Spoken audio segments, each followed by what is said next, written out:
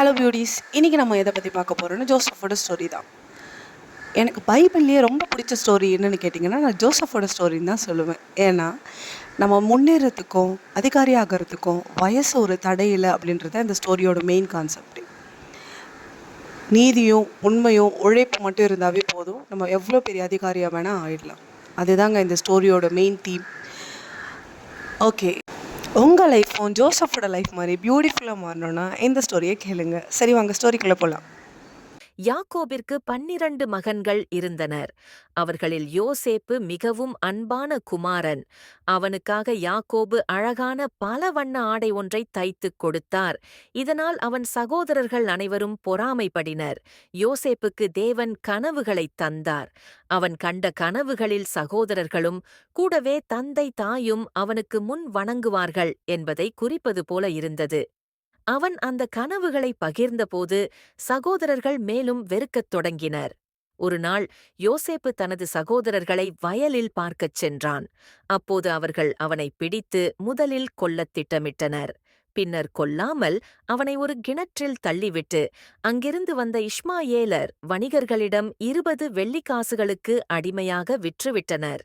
சகோதரர்கள் யோசேப்பின் வண்ண ஆடையை எடுத்து ஒரு ஆட்டுக்கிடாவின் இரத்தத்தில் நனைத்து தந்தை யாக்கோபிடம் காட்டினர்.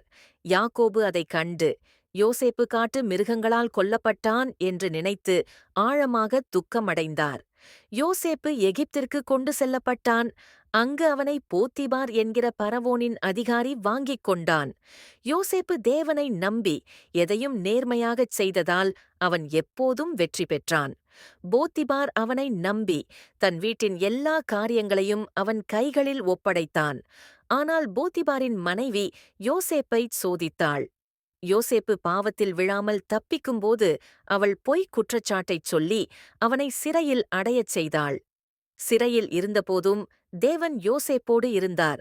அங்கு பரவோனின் பானக்கிண்ணக்காரனும் அப்பக்காரனும் கனவுகள் கண்டனர். யோசேப்பு அவர்களின் கனவுகளை தேவனின் உதவியால் சரியாக விளக்கினான். பின்னர் அது உண்மையாயிற்று. 2 ஆண்டுகள் கழித்து பரவோன் விசித்திரமான கனவுகள் கண்டான். அவன் கண்ட கனவில் 7 கொழுத்த மாடுகளை 7 காழ்ந்த மாடுகள் தின்றன.